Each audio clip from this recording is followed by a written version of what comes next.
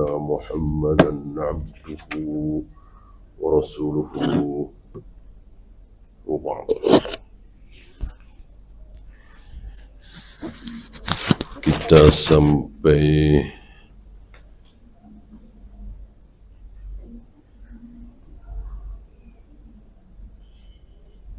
tiga. Wa an Aisyah radhiyallahu anha annaha sa'alat Rasulullah sallallahu alaihi wasallam an ta'un. Aisyah pernah bertanya kepada Nabi tentang ta'un. Ta'un ini bukan nama penyakit tapi sifat penyakit. Penyakit apapun yang muncul di satu daerah, satu negeri, kemudian langsung dengan cepat menjadi dua negeri, dua daerah, tiga daerah, satu negeri, dua negeri, akhirnya kemana-mana. Itu ta'un. Apapun namanya, artinya menular dengan cepat sekali. Hampir setiap generasi ada, ya. Generasi kita menjumpai gitu.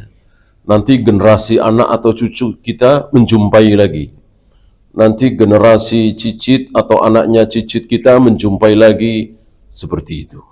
Ini namanya ta'un. Jelas ini kehendak Allah, ciptaan Allah, dan Allah menginginkan sesuatu dari ta'un itu. Menginginkan kebaikan dan menginginkan keburukan. Siapa yang diharapkan kebaikan dari ta'un itu dan siapa yang diharapkan keburukan dari ta'un ini, terjawab di sini. Dari pertanyaan Aisyah tentang ta'un, fa'ahbaroha annahu kana azaban. Nabi menjawab bahwa ta'un, mungkin akan lebih baik kalau tidak usah diterjemahkan, ya, ta'un saja sudah. Karena kata-kata ta'un ini juga sering digunakan dalam bahasa Indonesia.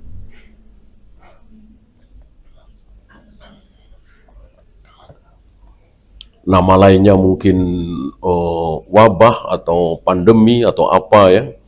Kita sebut saja ta'un. Sekali lagi, satu penyakit menular yang sangat dahsyat yang menimpa hampir di setiap generasi, ya. Mungkin setiap 100 tahun sekali atau kurang atau lebih.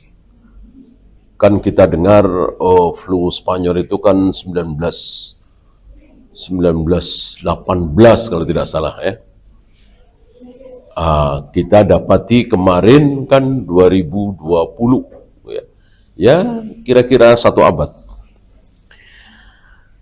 Kana azaban yab'atsuhu Allah Ta'ala ala man yasha. Nabi mengatakan ta'un adalah azab. Ta'un adalah azab yang sengaja Allah ciptakan, Allah kirimkan, Allah sebarkan kepada orang-orang yang Allah kehendaki. Kan azab bukan hanya di akhirat, ya. Di dunia juga ada azab. Kaum Ad diazab, kaum Samud diazab, umatnya Nabi Lut diazab, umatnya Nabi Nuh diazab, Fir'aun diazab, Fir'aun dan bala tentaranya diazab, dan itu semua kan di dunia. Belum sampai akhirat, kan? Jadi keliru kalau ada orang mengatakan azab itu cuma ada di akhirat. Tidak. Di dunia juga ada azab. Dan belum lama ini kita saksikan. Tahun 1955, barangkali antum dengar, di Jawa Tengah ada satu desa, bukan desa ya, dusun, ya, di bawah, lebih kecil dari desa. Habis tidak bersisa. Jangankan orangnya, rumahnya aja nggak kelihatan. Jadi mirip-mirip dengan umatnya Nabi Lut, ya. Jadi habis ditimpa oleh tanah, dan tanah itu Allah ambilkan dari puncak sebuah gunung pengamun-amun. Dan sangat tidak masuk akal kalau itu sekedar longsor.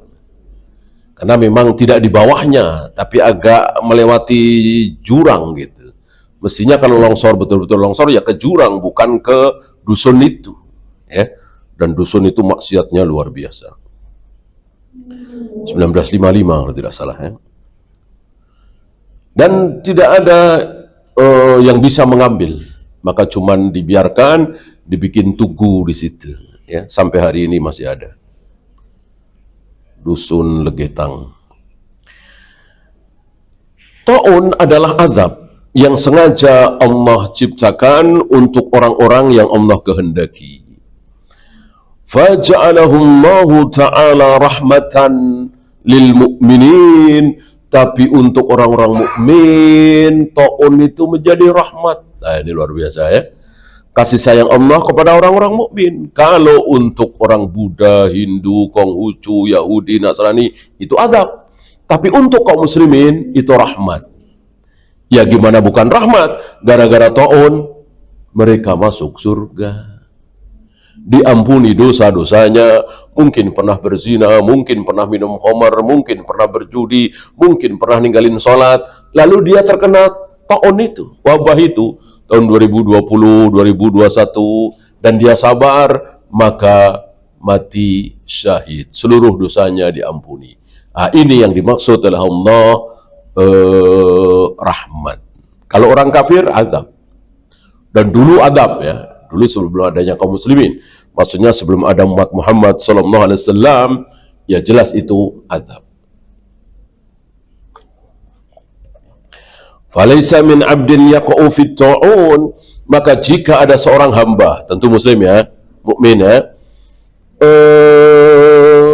berada di daerah yang terjangkit ta'un, di satu daerah, waktu itu di mana itu, Wuhan ya, fayamkusu fi baladihi, lalu dia tinggal di situ, nggak keluar, tetap tinggal di situ, sabiron muhtasiban, sabar, berharap pahala dari Allah. Kalau memang mati ya sudah ajal, kalau belum ajal ya pasti sembuh.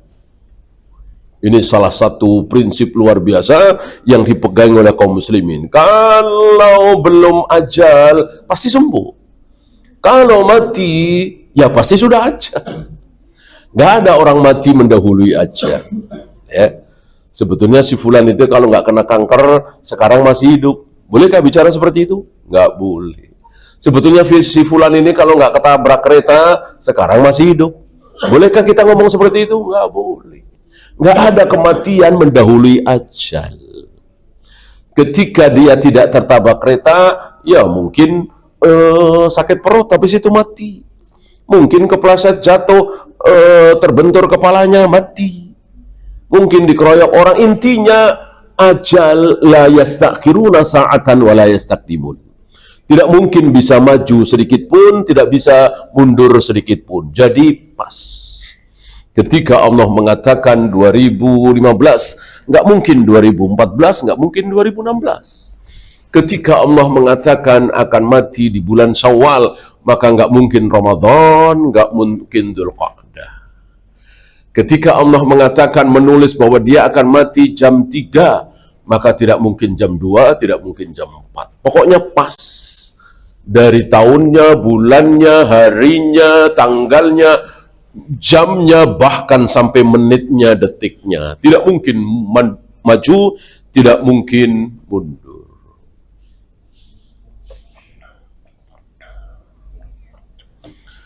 Dan di mana matinya juga sudah ditulis. Jakarta misalnya, Surabaya misalnya, di rumah misalnya, di kantor misalnya, sudah ditulis. Maka seandainya seseorang ditakdirkan mati jam 3 di Surabaya, ya, ini jam 1 masih ada di Jakarta, maka itu kecil bagi Allah. Bagi kita mungkin besar sekali, gimana caranya nih?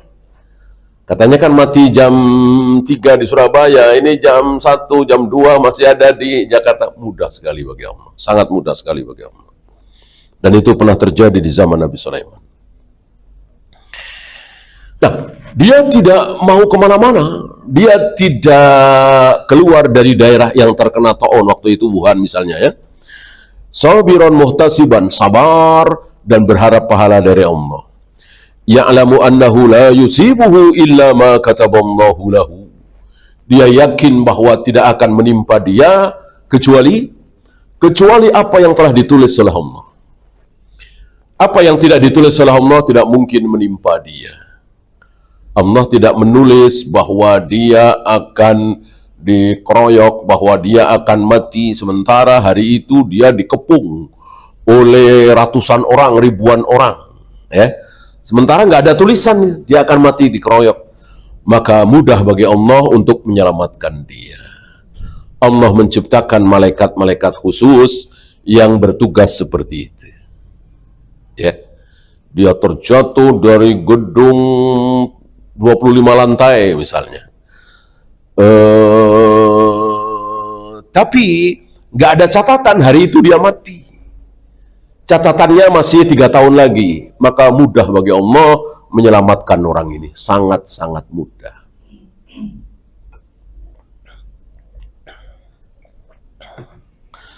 Sementara 5 hari setelah itu Allah menulis di Lauh Mahfuz bahwa dia akan ngajar di sebuah universitas misalnya, sebagai dosen terbang misalnya ya. Sementara 5 hari sebelumnya dia terjatuh dari lantai 25 misalnya. Maka sekali lagi mudah bagi Allah untuk menyelamatkan orang seperti ini. Ada malaikat-malaikat hafadhah istilahnya. Malaikat yang bertugas menjaga seseorang dari kematian, dari kecelakaan, dari kebinasaan ketika ajal belum sampai, sementara dia tenggelam, terjatuh dari pohon kelapa, dikeroyok ratusan orang, ketabrak kereta dan seterusnya dan seterusnya. Maka sering terjadi, kita saksikan, kita dengar ada yang di luar nalar. Ya. Segerbong mati semua, dia selamat, lecet aja tidak. Adakah seperti ini? Ada. Ada, karena catatan belum sampai. Ya. Illa kana lahu mislu ajri syahid, maka dia akan mendapatkan pahala seperti orang mati syahid. Ya, dari sini keluar hukum bahwa ketika kita berada di daerah yang terjangkit ta'un, lalu kita tidak mau keluar dari daerah tersebut, dan memang nggak boleh keluar, haram kita keluar, ya, ini ketentuan dari Allah dan Rasulnya, lalu kita mati syahid. Kalau memang ajal belum sampai, masih 10 tahun lagi, 20 tahun lagi, ya nggak akan mati. Ya taruhlah kena sakit, tapi akan sembuh. Ya. Sayang hadis ini tidak diamalkan oleh negeri-negeri muslim, negeri-negeri kafir ya jelas ya, mereka kan nggak percaya dengan sabda Nabi. Kalau toh dikasih tahu ini negeri-negeri muslim, Saudi misalnya, Mesir misalnya, Indonesia misalnya, ya tidak mengamalkan hadis ini. Seandainya mereka mengamalkan hadis ini, barangkali akan lain. Ya, justru dengan sombongnya itu WNI yang ada di Wuhan malah dijemput-jemputin. Kan ada berapa ratus gitu ya. Ini melanggar hadis ini, nggak boleh. Udah yang di dalam jangan keluar, yang di luar nggak boleh masuk. Kalau terjangkit ta'un di satu negeri, ini malah dijemput-jemputin. Dengan sombongnya, walaupun tidak keluar dari mulut mereka ya, seolah mengatakan, ya Rasul kami punya cara.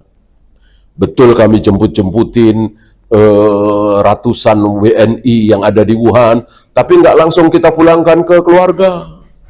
Kita karantina dulu di satu pulau apa waktu itu ya. Di situ beberapa bulan sampai betul-betul terbebas dari virus COVID itu, baru dipulangkan. Dan itu dilakukan, dan itu kan berarti sombong. Sombong terhadap sabda Nabi, seolah lebih pintar dari Nabi kan. Nabi mengatakan, kalau ada orang muslim berada di daerah ta'un, jangan sekali-kali keluar. Yang di luar, jangan sekali-kali masuk. Ini pernah terjadi di Syam, Waktu itu Umar bin Khattab bersama pasukan, ini Rasul sudah wafat, Abu Bakar sudah wafat. Kaum muslimin dipimpin oleh Umar. Nah, Umar harus masuk ke negeri Syam. Terdengar berita bahwa di negeri Syam terjangkit taun. Akhirnya musyawarah. Akhirnya belum sampai hadis ini ya. Umar belum kedatangan hadis ini. Nanti belakangan Abdurrahman bin Auf baru menyampaikan. Oleh karena itu hanya musyawarah. Masuk jangan. Lalu cukup alot perdebatannya. Karena sekali lagi hadis ini belum sampai ke Umar. Waktu itu Abdurrahman bin Auf belum datang. Nah, sampai kepada kesimpulan kita gagalkan rencana ke Syam. Jangan masuk Syam. Karena sedang terjangkit taun, nanti semua kita ketularan. Disitulah ada pertanyaan Abu Ubaidah bin Jarrah. Ya Amirul Mukminin, nafirru min qadarillah. Wahai Amirul Mukminin Umar bin Khattab, kita mau lari dari takdir Allah. Bukankah kita ketularan atau tidak itu takdir? Kenapa kita lari dari takdir Allah? Muncul jawaban emas dari mulut Umar bin Khattab. Naam, nafirru min qadarillah ila qadarillah. Betul, kita lari dari takdir Allah. Betul. Menuju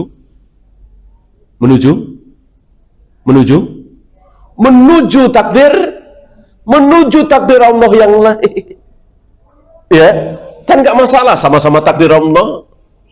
Kecuali lari dari takdir Allah menuju takdir iblis, ya tentu dosa tercela.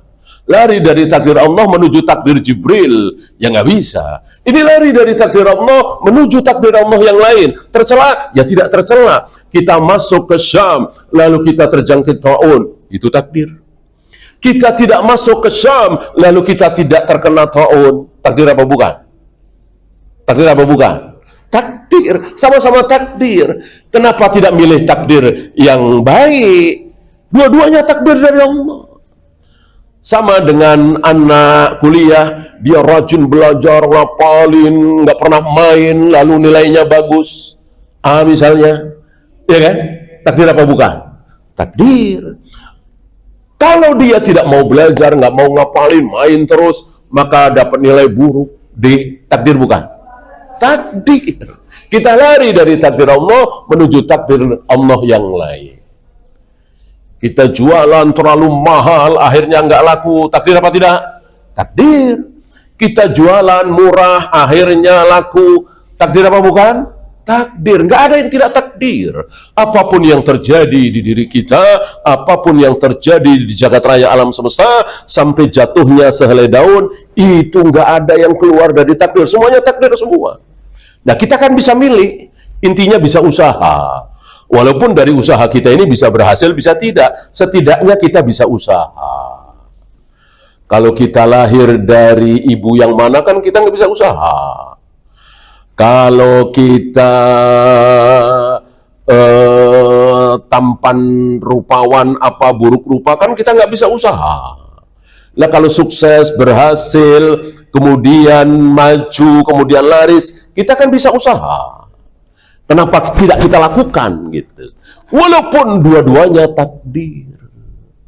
Rajin kemudian sukses. Tadi malas-malasan, ogah-ogahan, enggak ulet, lalu kita gagal, ini pun takdir.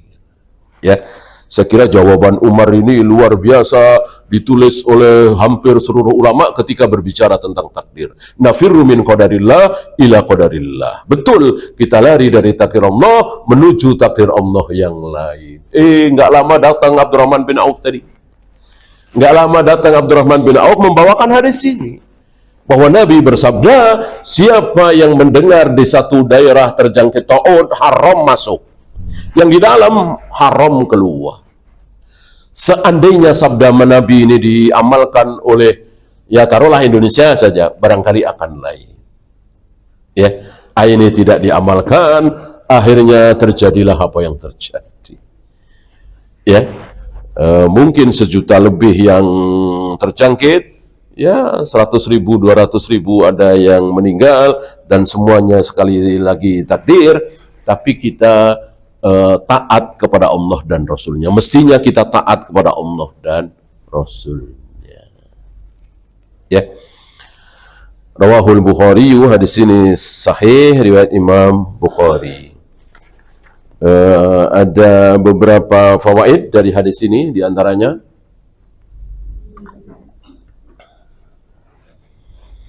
aslu ta'uni azabun wa rijzun 'alal umamis sabiqah.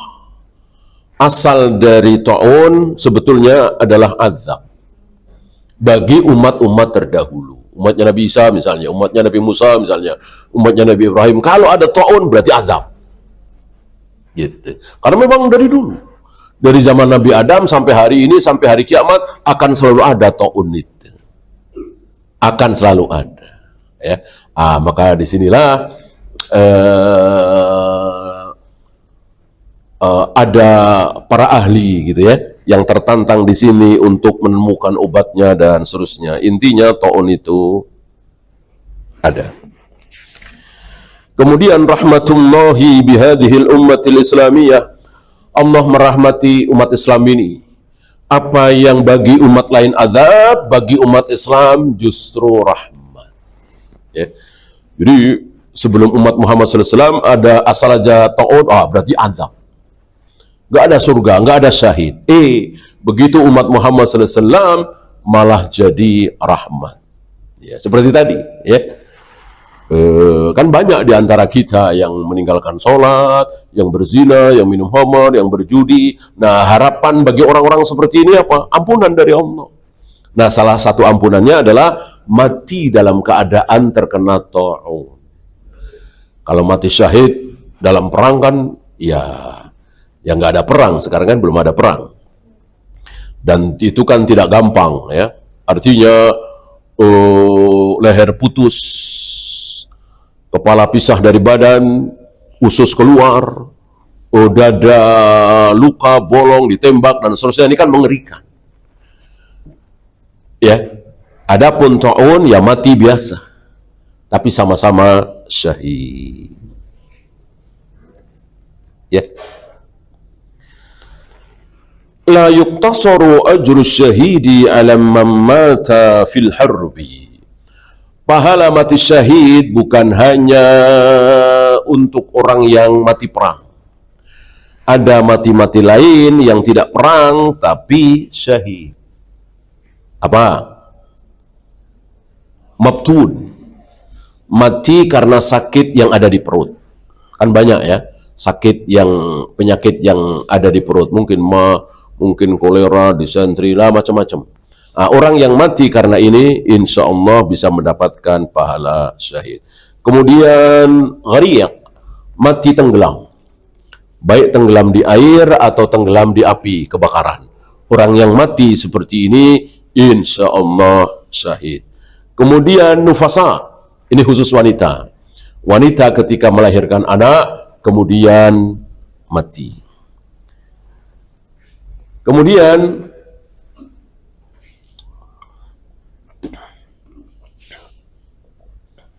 sahibul hadam, tertimpa, ya. Tertimpa batu, tertimpa longsoran.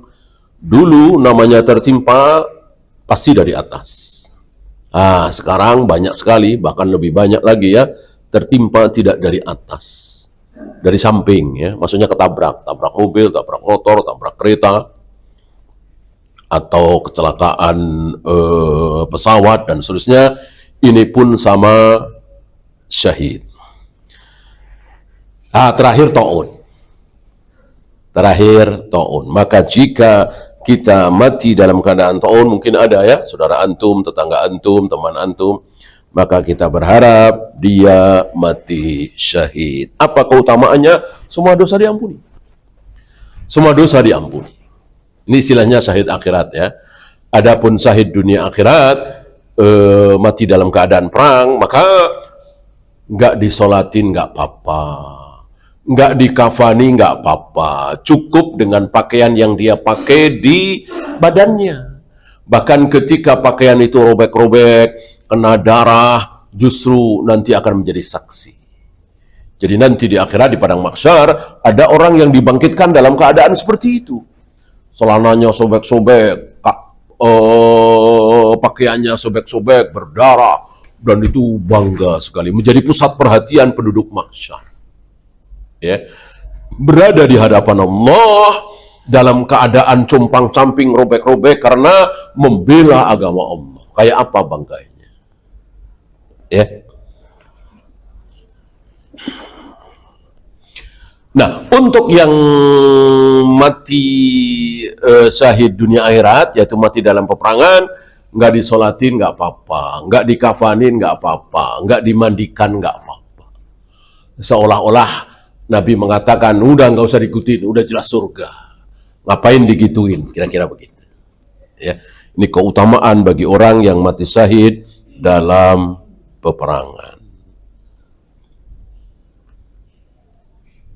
Satu lagi, hirsul islami ala hasril amrad al-khabithah wal ma'diyah. Rupanya yang menerapkan hisrul amrad, mungkin bahasa kita karantina ya, yang pertama kali adalah Islam. Tapi karantinanya nggak tanggung-tanggung. Selama ini kan kita tanggung. Satu orang di dalam kamar nggak boleh keluar-keluar. Gitu. Artinya penyekapan itu terlalu sepele, terlalu riskan, terlalu pendek. Ya. Nah, Islam menghendaki penyekapan itu satu daerah. Ambil contoh ya seperti kemarinlah Wuhan. Maka udah seluruh Wuhan kena ya nggak apa-apa. Emang sulit. Yang penting gerbang-gerbang Wuhan itu tutup semua. Jangan ada yang masuk, jangan ada yang keluar. Memberikan makanan kan mudah, itu masalah teknis. Apa dari helikopter, apa-apa. Nah, Islam menghendaki seperti itu. Bukan di masjid jadi renggang-renggang, kemudian ketemu menghindar, nggak usah. Itu terlalu riskan itu, karena memang penyebarannya itu luar biasa taun itu. Sepertinya yang 2020 itu masih kalah dengan yang 1918, yang zaman dulu malah dahsyat luar biasa. Sampai mengeluarkan darah dari mulutnya, dari hidungnya, dari telinganya. Artinya penyebaran itu sangat-sangat, penularannya sangat-sangat luar biasa. Maka kalau sekedar beda kamar, terlalu mudah. Maka Islam mengenai satu negeri, gitu. Ya minimal satu daerah seperti Wuhan tadi. Jangan ada yang keluar, jangan ada yang masuk. Adapun yang di dalam Wuhan, biarin aja. Saling salaman, saling rangkulan, biarin. Udah kuat-kuatan fisik masing-masing, nggak kuat mati, kuat hidup. Dan pasrah kepada Allah, begitu. Rupanya yang ditempuh oleh para ahli kita tidak sesuai dengan apa yang diberikan petunjuk oleh Nabi SAW. Kita semakin yakin bahwa apa yang dibawa oleh Nabi SAW bukan cuma kebahagiaan akhirat, tapi kebahagiaan dunia pun juga. Bahkan hal-hal seperti ini Islam punya. Malah yang para ahli malah nggak punya. Malah pakai cara-cara yang tidak sesuai. Wallahu. Ya, itu saja. Ada pertanyaan, silakan.